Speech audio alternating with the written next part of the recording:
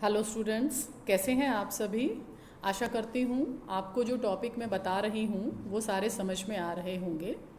आज हम बात करेंगे, क्योंकि हमारा जो टॉपिक है, हमारा विषय जो है वो सामाजिक समस्याएं हैं। तो जितनी भी सामाजिक समस्याओं से रिलेटेड जो टॉपिक्स हैं उनके बारे में हम इसमें बात करते हैं, और उसी श्रृंखला में आज हम बात करेंगे एड्स के ऊपर। ठीक है। एड्स जो है, अब हम सभी जानते हैं कि एक बहुत ही खतरनाक बीमारी है, और ये एक छुपी हुई महामारी है जिसका पता पिछले कुछ सालों से हमें पता चला है, और अभी तक भी जो है इसका पूरा इलाज नहीं ढूंढा गया है। एड्स का जो पहला प्रकरण है वो 1959 में अमेरिका में एक पुरुष में मिला था। उसके बाद 1960 में ये सभी पश्चिमी देशों, लगभग जैसे अमेरिका, फ्रांस, बेल्जियम, जाम्बिया, ऐसे जो है जगहों पे एड्स का हमें खतरा देखने को मिला। सबसे ज़्यादा जो एड्स के पेशेंट हैं इस समय वो साउथ अफ्रीका में हमें देखने को मिलते हैं।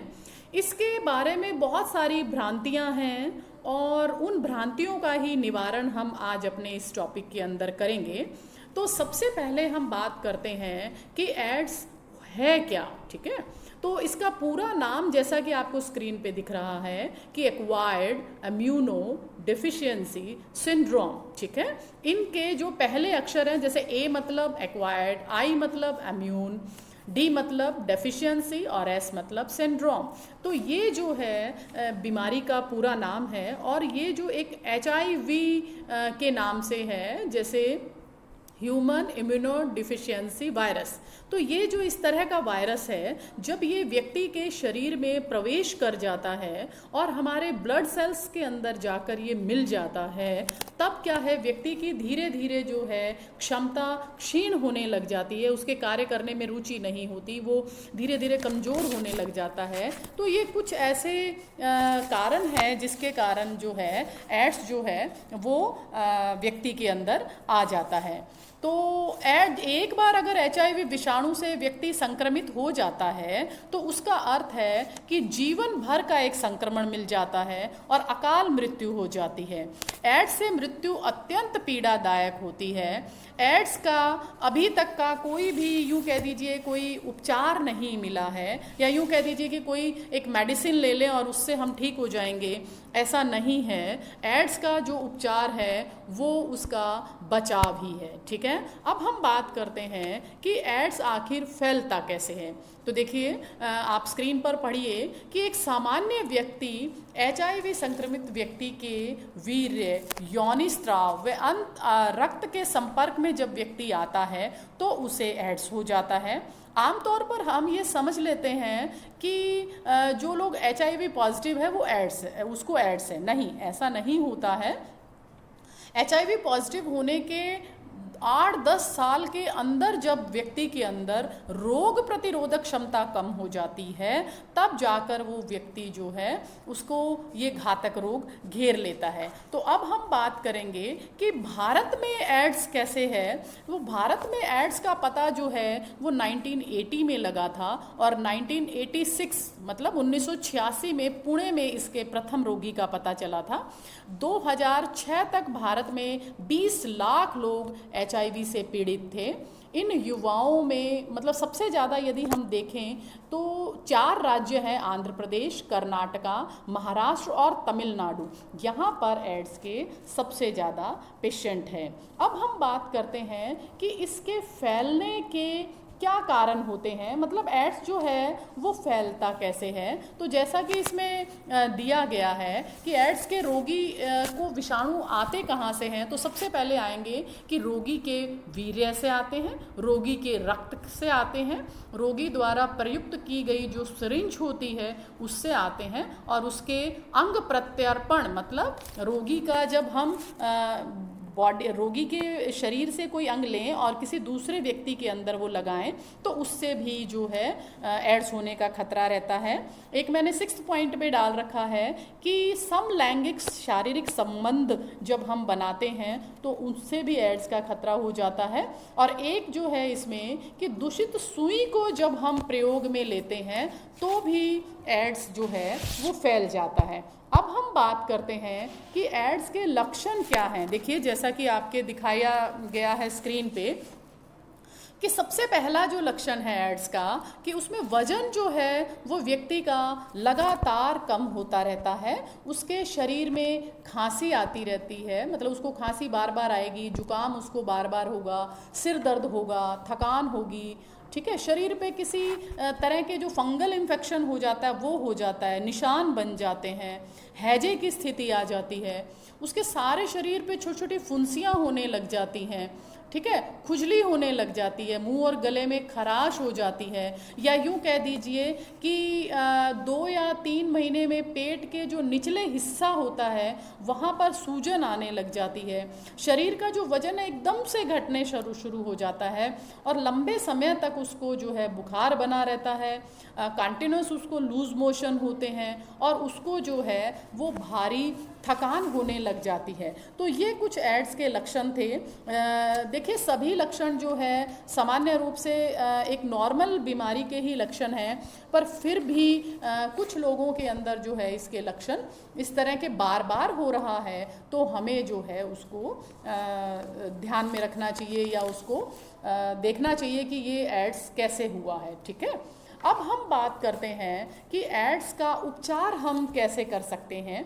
देखिए, अब मैं बार बार आपको बता रही हूँ कि एड्स जो है वो एक जिसके भी व्यक्ति के हो जाता है तो वो मानसिक रूप से बड़ा परेशान हो जाता है। तो हमें सबसे पहले क्या करना है कि उसका जो है उसको मोरली सपोर्ट देना है, उसको ये नहीं एहसास कराना है कि तुम्हारे अंदर जो है एक एड्स हो गया और तुम जो है अब दुनिया से कट गए हो, मतलब उसको समाज से कटा हुआ महसूस नहीं होने देना है, उसको सपोर्ट करना है हमें, ठीक है। एक इसमें दिया है कि इसमें जन जागृति फैलाएं, मतलब एड्स कैसे फैलता है, एड्स कैसे नहीं फैलता है, क्या करना चाहिए, क्या कैसे रहना चाहिए, ये सब बातें जो है हमें एड्स के उपचार के लिए, मतलब जन जागृति अभियान, शिक्षण संस्थाओं के पाठ्यक्रम में भी ये शामिल होना चाहिए। देखिए, हमारे भी हमने पाठ्यक्रम में ये शामिल है, तो आज हम इसके बारे में बात कर रहे हैं। तो अभी क्या है, जैसे कॉलेज एजुकेशन में है, स्कूल एजुकेशन के अंदर बच्चों को भी इसके बारे में जागरूक करना चाहिए, ताकि उसको इस चीज़ के बारे में जानकारी मिलती रहे। रक्त बैंक जो है, ब्लड बैंक जो जितने भी शहरों में होते हैं, उनका समय समय पे परीक्षण करना चाहिए। बहुत पुराना ब्लड हो तो उसको जो है रोगी को नहीं चढ़ाना चाहिए, ठीक है। और एक जैसे नशा करने की प्रवृत्ति है, मादक द्रव्यों को जो है वो नहीं लेना चाहिए। इससे क्या होता है कि व्यक्ति परेशान हो जाता है और जो है वो नशे के कारण गलत संगत में पड़ जाता है। इसके अलावा देखिए, हमारी जो भारतीय संस्कृति है, हम यूँ कह दीजिए कि भारतीय संस्कृति में प्रेम, दया, सहानुभूति, सदाचार, है ना, इन सब का है। हमारे कुछ नियम हैं, हमारे कुछ रूल्स और रेगुलेशंस हैं। यदि हम अपने रूल और रेगुलेशंस से चलते हैं, हमारी धार्मिक मान्यताओं को मानते हैं, हमारे सामाजिक पक्षों को यदि हम देखते हैं, तो हम एड्स से बहुत ज़्यादा बच सकते हैं।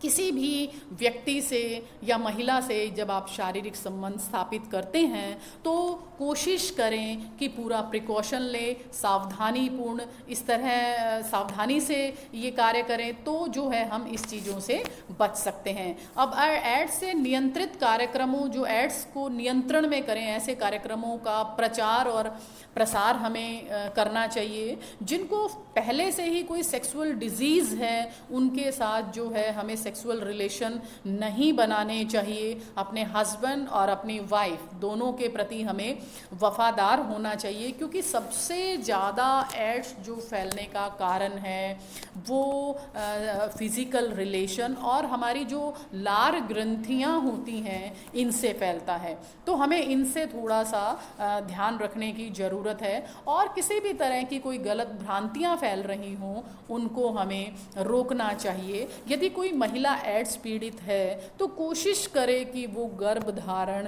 ना करे, ठीक है। और इसी तरह सिरिंज जो है हमेशा फ्रेश यूज़ करें। यदि हम यूज़ की हुई सिरिंज को वापस से रीयूज़ करते हैं तो वहाँ पर हमें जो है एड्स होने का खतरा बहुत ज़्यादा हो जाता है।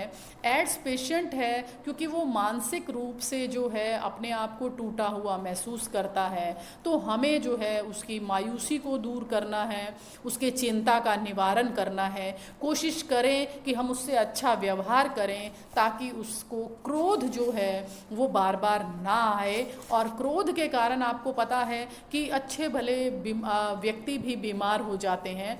तो यदि हम ये सब करेंगे तो निश्चित रूप से हम एड्स से बचे रहेंगे, क्योंकि हमें पता है कि इसका कोई उपचार नहीं है। हमें जो है इससे अपने आप को बचाना है, ठीक है। हम बचाएंगे कैसे अपने आप को कि हम सावधानीपूर्ण यदि व्यवहार करेंगे, ठीक है, और जिसके एड्स हो गया है उसको प्यार और सहानुभूति देंगे ताकि उसकी जो बची हुई जीवन है वो आसानी से काट सके। और आपको पता है कि हम एड्स के प्रचार प्रसार के कारण ही हमारे यहाँ पर भारत में 1 दिसंबर को विश्व एड्स डे मनाया जाता है। तो उस दिन जो है हम एड्स से संबंधित जागरूकता कार्यक्रम रखते हैं। आशा करती हूँ आपको मेरा ये टॉपिक जो है समझ में आया होगा। यदि आपको ये टॉपिक समझ में आया है तो आप मेरे चैनल पे इसको लाइक करें, सब्सक्राइब करें और ज़्यादा से ज़्यादा शेयर करें ताकि ऐसी महत्वपूर्ण जानकारी जो है वो सभी को प्राप्त हो। धन्यवाद।